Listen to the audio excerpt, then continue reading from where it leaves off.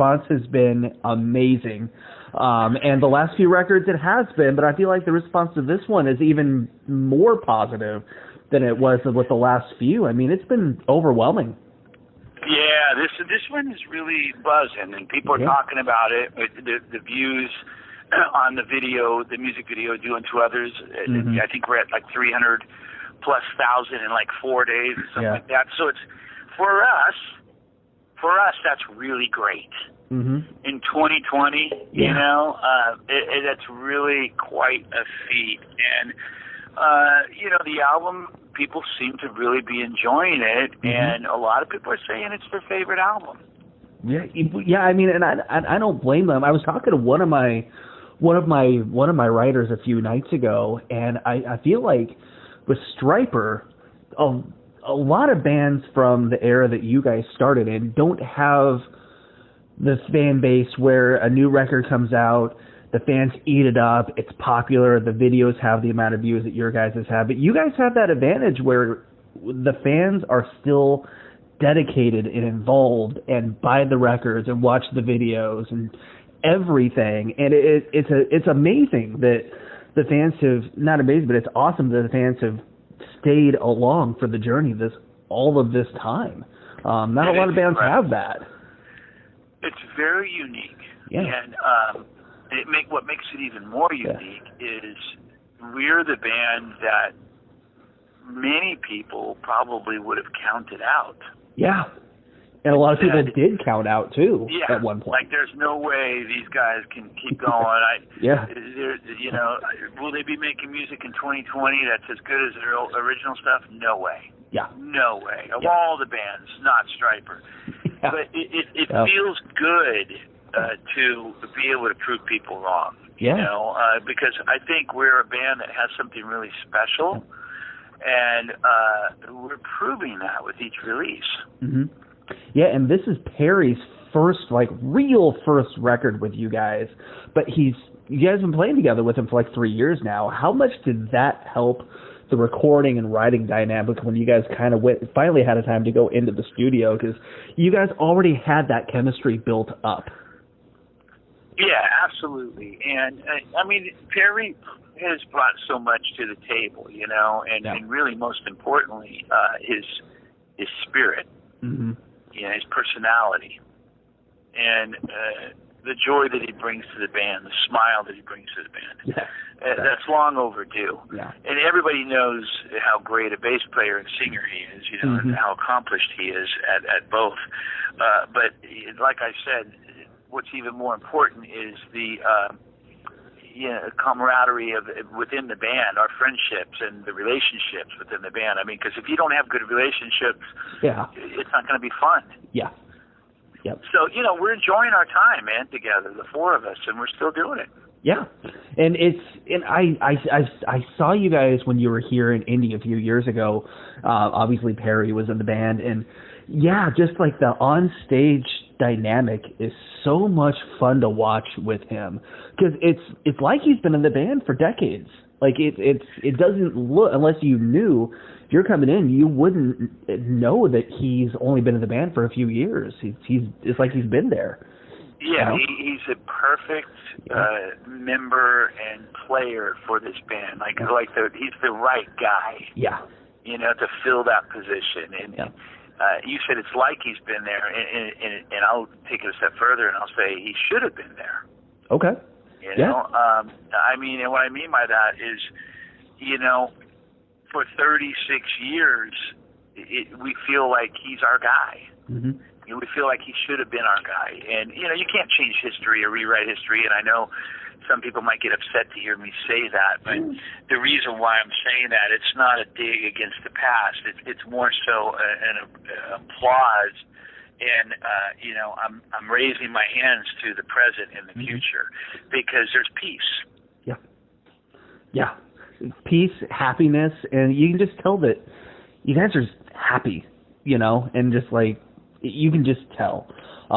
Yeah, totally. And we have our days where we're stressed out, or you know, we're getting up at 4 a.m. and we've got on a 4 in a row, and we're all like, "Good morning," you know. I mean, we have those days. that's just natural stuff. But for the most part, we're enjoying each other's company and loving being together. Yeah. One thing I wanted to ask about is listening parties. I know you did. I think you did a listening party with your solo debut, but it's been a very long time since there was a Stryper listening party. I don't know if there was back in the day and back in the 80s, but did the decision to do that this time around with this record, was that solely because of what's going on in the world and you can't really do meet and greets, there's no touring, so it's a way to be connected with the fans, or was that something you guys wanted to do with this record going in? I mean, we've wanted to do listening parties for a long time. We always talk about it for every album, but Sure. Before the pandemic, we thought about it in the physical sense. Yeah. Yeah. Everyone flying into some city and getting together, and Sure. It never worked out. But now, because of the pandemic, you've had to think outside the box and be creative, and it's easy to do. Mm-hmm. We had over 1,000 people. Yeah. And it was amazing. My dad did one. Yeah, phenomenal. And we're sitting there answering questions and listening to the songs and getting into it and having fun. And it was only $7.77, almost $8. Yeah. So if anybody complains about the price, then, man, I don't know what planet they're on. That's an amazing price. They're living in dreamland because it's like, that's very fair, and we actually had people this time around saying it's too low. Yeah, I was surprised you guys went that low. I was like, I would see maybe $10-20 would be a fair price, like $7. I know. We thought the 777. My wife actually really said, "I'm telling you, that's where you guys should price it at." And as everyone knows, I think my wife manages the band, and we priced it at 777, and she was right. It really connected with a lot of people. Yeah, fans loved that, and I remember my dad texted me. I was at work on Saturday. He's like, "I'm going into the Stryper listening party." I'm like, "Oh, that's awesome." Like, that's awesome. Did he have fun? Oh, he loved it. Oh my God, Good. He absolutely loved it. And I think he had already pre-ordered the album before he did the listening party. But yeah, guys, he met you guys at the Clear Lake, Iowa show back in 2014, I think it was, at the Surf Ballroom. So he did the meet and greet there. I was with him at that show. I shot the show, and anytime he has a chance to see you guys live or meet you guys or do anything Stryper related, because I think you're the band that led him to his faith and got him saved, I think. Wow, that's so awesome. I was just going to ask that question. That's really cool, man. Yeah, and obviously he's the reason I even know that you guys exist, and got me into music at all. So yeah, he loved and loves the album too. So yeah, he's freaking pumped. I'm happy to hear that. I mean, so far the consensus is that most, if not all, people really love the album. Mm-hmm. And there's a lot of people saying they think it's our best album. And I've been saying that ever since we started working on it. Yeah. I felt like it was our best, and I still do. I think that we're getting better and better as we go, and we've got a few more years left in us to outdo ourselves. Yeah, and I think my favorite song is "This I Pray," and it's one of the ballads on the album. But you guys have always written good ballads. Obviously, there's "Honestly" and all of me. But this song, I absolutely love that song. It's probably my favorite one on the record. Well, good. I'm glad you like it, man. A lot of people really like This I Pray, and then you got the other side of the coin, the people that love the heavier side. Yeah. And then you got the people that love the mid-tempo stuff. My personal favorite song, it's a mix, it's a toss-up between Do Unto Others or How to Fly. Yeah. And the reason why I choose those songs is I love the heaviness and the stomping groove of Do Unto Others and the message. Yeah. And then How to Fly, I love it's so different. It's definitely the odd man out for me, and I love the vocal arrangements on it. We took some risk and chances on that song, and I love that. But yeah, one song, obviously it's one you released early, but how important right now is a song like Make Love Great Again, especially in the world we live in? I know that might be a kind of a layup question there, but I feel like it's an important one because I feel like it's addressing exactly like head on everything right now. Not that we need to get like political or anything like that, but it's a very important song right now that people need to hear. It is. I mean, it's incredibly important. A lot of people jump on the assumption that it's about President Trump. And, you know, because he's obviously coined the phrase, Make America Great Again. Yeah. And we just thought, you know, let's use that, but it's nothing to do with politics at all. Right. It's not an endorsement for President Trump or anything like that, or it's not a slam against President Trump. It's just, let's make love great again. I mean, in my opinion, the solution to our problems, the answer to our questions is love. Yeah. And God's love is unconditional, agape love. And that's it right there. There's the answer. And it's as simple as that. So I wanted to have a song about that on the album. Like, look, let's make love great again. Not all this other stuff. Yeah. Love. Well, yeah, and I feel like it's almost a call to, in a lot of ways, like a call to the church. Like, we need to step up, and in a world where there's so much negativity and hate, the church has an opportunity to show that Christian love to the world and make love the most important thing and make that what's great in this world now, because that's what we're called to do. So I feel like it's a very important, like, just song and message overall. I didn't get the Trump thing out of it. Outside like the title, I mean, it's a play on that, but I didn't even go to the Trump, like, at all when I heard the song or saw it on the track listing. Yeah, I see all the comments online and stuff, and there's people who will say, "Oh my God, I can't believe they went there," you know, about it. And I'm just thinking, wow, you're missing it. Yeah, gotta love those online comments, man. Jeez. Oh my God. Oh man, yeah. I oh boy. You've talked a lot about, you know, a little bit here and there about how important it is that this record even got finished, and like, bands, it's hit and miss right now with bands being able to even release music, but how big is it for you guys that this record got done at the quality it got done with and didn't get delayed as much as it could have? Because that's happening a lot. I mean, it's an accomplishment for anything music related to get finished or released or anything right now. It's amazing. It actually, quite the contrary, it got moved up. Really? Yeah, it wasn't supposed to come out till October. Nice. And they I think I remember. Yeah, I think I remember that now. Yeah, and they moved it up to September 4th, so I thought, wow, that's incredible. Yeah. And, you know, to be releasing an album such as this, our most powerful album yet, and I believe our best album during these insanely difficult times, I think is in and of itself a miracle. And I think it really speaks volumes for who we are and who we stand for. Yeah, absolutely. And not only did it get pushed up, but some fans got it even earlier than September 4th. Is that frustrating for you guys when that happens, when it kind of gets fans kind of get the music earlier? Is it like, well, hey, you guys have it, I hope you like it, and if you like it, we're good with it? Or, I mean, it's like a good problem to have when it's released early, but fans like it. Yeah, the only time it's frustrating is when it overshadows what we're trying to do. So, Gotcha. In other words, if we're building up to a new video or a new song release, and then everyone's already putting it out there on YouTube and Facebook. Okay, gotcha. That's a problem. Gotcha. That didn't happen, though. Well, it did. What happened was the songs went up on YouTube a few days before the album came out. All the songs went up, and that was a little bit of a bummer.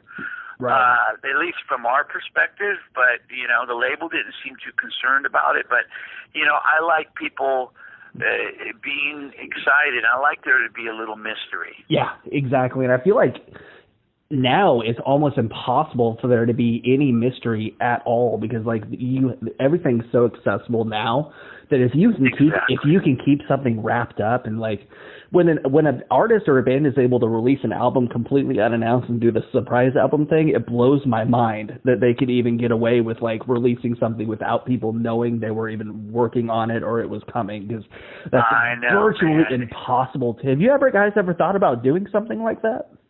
Well, I mean, we have. Okay. But, you know, we live, obviously, with technology, and we live in a virtual world. You know, stuff like that, it's going to happen. You know, stuff's going to get leaked, or it's going to get out there before we release it, and it's just the way it goes. You know, what happens a lot of times with every release is the album is made available for people to go and download for all the quote-unquote press people. Yeah. Yeah. So you just kind of have to trust that they're not going to put it out there. I mean, you know what? Yeah. Sometimes they do. I hate when they do.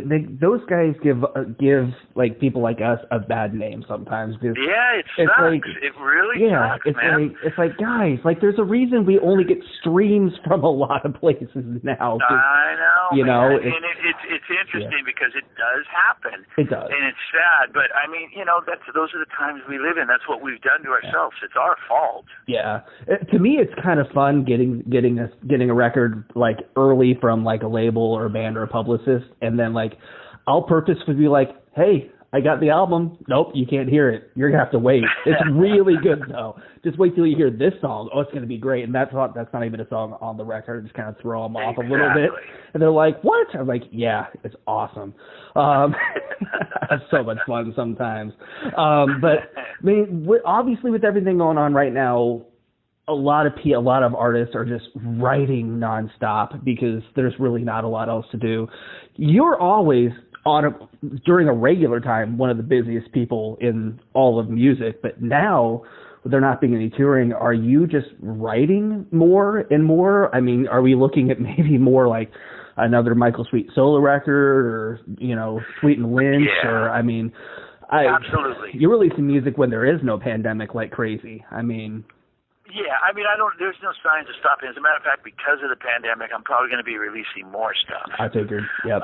So I've got, I'm singing right now the Sunbomb album with Tracy Guns, finally. Nice. I'll be turning that in end of month. And then I'm going to go in the studio and finish up what I've been talking about doing for years, and that is the Reborn album, my version of it. Ooh, okay. Yeah. I mean, I want to release it in its original state. I'm going to add a few solos and add a few little things to beef up the guitars a little bit, but I want to release it so people can hear it how it was originally recorded. Was that originally supposed to be a Michael Sweet solo record? It was a solo album. Okay. And you know, not that it matters, but, you know, everybody thinks it's a Stryper album, and it was actually a solo album. Gotcha. Okay. And oddly enough, that's why some people love it, and it's their favorite album, and that's why some people hate it, and it's their least favorite album. Right. And I get it, but, you know, I just want to release it to show people, like, well, this was a solo album before. Gotcha. You know, so, and they can go, that explains that, you know? Gotcha. That's some of you guys. And it's interesting. And then I'm going to start working on an album with Nathan James and Joe Hoekstra after the first of the year. Ooh. Come out on Frontiers. And then we're going to dive right into, after that, a Sweet and Lynch album. Nice. And that's already set up. So it's done. It's a done deal. Gotcha. And then I'm going to dive into that literally right after this. It's going to be bang, bang, bang. I'm going to do a new solo album. Wow. Oh, that's awesome. I kind of figured you might be might be writing more and more. I didn't expect all of that. That is awesome. I'm going to be doing all that. And then we're going to be touring next year, too. We're going to Australia. We got some select dates in the U.S. Nice. So there's going to be some touring, but I don't know if there's going to be a lot of touring based on what they're telling us. Right. And it's all up in the air right now, too. I mean, who knows? I mean, I don't even want to think about shows in 2021. I don't want to get my hopes up or anything, but you know, that would be absolutely awesome. And when bands are finally able to get out and do regular touring again, it's going to be so much better for everybody because it'll be a year or two of just pent up ready to let it out. It's going to be a release for everybody. It's going to be so good. I'm ready. Absolutely. Well, we're excited. I'm excited. I love my job. I love doing what I do, and that's never going to change. Yeah. And the new record, absolutely. I can't wait to hear that Reborn re-release though. That's going to be. Oh, I'm telling you, man, it's going to be killer. And with the original drums and the original bass, and it's really cool, man.